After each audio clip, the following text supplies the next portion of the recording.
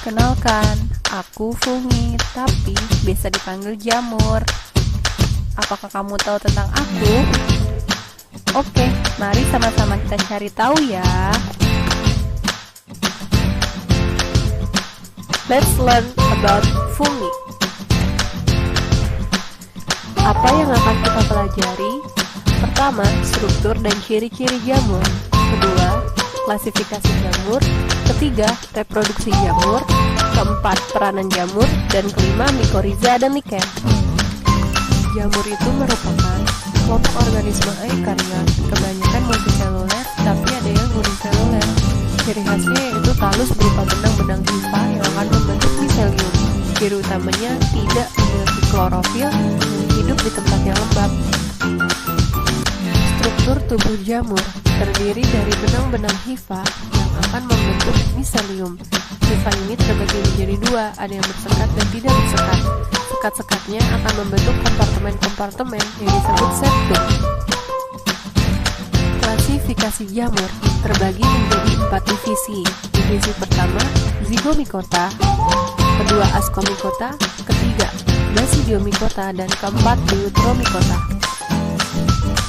Zygomicota, ciri-ciri dari divisi ini ialah hifanya tidak bersekat, bersifat senositik, dinding selnya mengandung zat kitin. Reproduksi aseksualnya menggunakan spora, sedangkan reproduksi seksualnya menggunakan zigospora. Reproduksi zygomicota secara seksual menggunakan zigospora, hasil dari peleburan hifa yang berbeda jenis. Secara aseksualnya, hifanya akan membentuk sporangium yang terdapat pada ujung sporangiofor. Peranan zygomicota, contohnya yaitu ada pada jamur tempe, nama jamurnya Rhizopus stolonifer. Ascomycota, ciri-ciri divisi ini ialah hifanya bersekat, membentuk tubuh buah yang disebut ascocarp. Perkembangbiakan aseksualnya menggunakan fragmentasi conidia, sedangkan seksualnya menggunakan axospora. Reproduksi ascomycota secara seksual yaitu dengan pembentukan axospora di dalam ascus. Ascus ini berada pada ujung ascocarp. Kemudian, peranan pada jamur ascomycota yaitu terdapat pada jamur oncom dengan nama jamurnya Neurospora crassa. Basidiomycota, ciri-ciri divisi ini ialah jamur makroskopis, ukurannya lebih besar dibandingkan divisi yang lainnya. Hifanya bersekat, memiliki bentuk tubuh buah seperti payung. Perkembangan biakan aseksualnya menggunakan conidia, sedangkan seksualnya dengan reproduksi Basidiomycota, yaitu pada ujung basidiokarp terdapat basidiospora. Apabila basidiospora ini menemukan tempat yang tepat, maka akan membentuk miselia baru. Untuk aseksualnya, perkembangannya itu membentuk spora conidia. Peranan Basidiomycota yaitu contohnya pada jamur kuping atau Auricularia auricula, dan juga ada yang dikenal dengan glowing mushroom atau jamur bercahaya. Deuteromycota, divisi ini merupakan jamur imperfecti di mana perkembangbiakannya belum teridentifikasi, dan pada jamur ini lebih bersifat parasit. Mikoriza, mikoriza adalah hubungan simbiosis antara akar dan jamur. Akarnya itu biasanya pada pohon pinus dan melinjo, sementara untuk jamurnya pada divisi ascomycota, basidiomycota, atau zygomicota. Liken atau lumut kerak. Lumut kerak ini merupakan simbiosis antara alga dengan jamur. Jamurnya itu adalah jamur Basidiomycota atau ascomycota. Liken termasuk sebagai organisme kritis, sebagai awal pertumbuhan baru, dan sebagai indikator pencemaran lingkungan. Peranan lumut kerak, contohnya itu Usnea barbata, sebagai bahan ramuan obat tradisional, dan Cladonia rutescella, yaitu sebagai pada jamur Basidiomycota.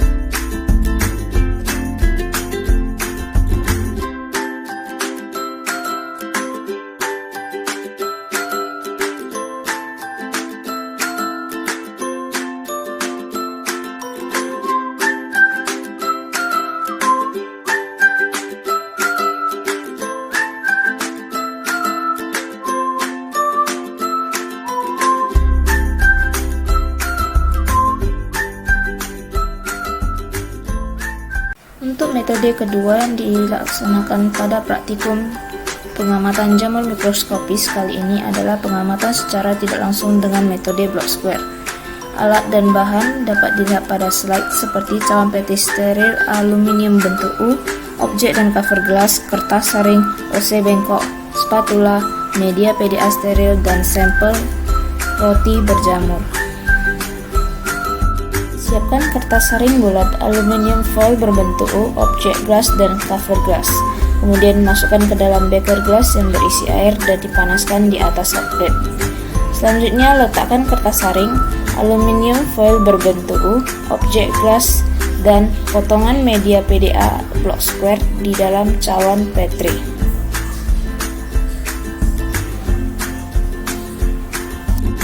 Di sini dapat kita lihat susunan kertas saring, aluminium foil berbentuk U, dan objek gelas di dalam cawan petri steril. Selanjutnya, totolkan jamur ke sisi media block square. Tutup dengan cover gelas dan diinkubasi selama 2 hari. Diamati dan diidentifikasi jamur di bawah mikroskop. Dapat dilihat terdapat jenis Rhizopus sp dengan perbesaran 400 kali. Sekian penjelasan mengenai praktikum pengamatan jamur mikroskopis. Terima kasih.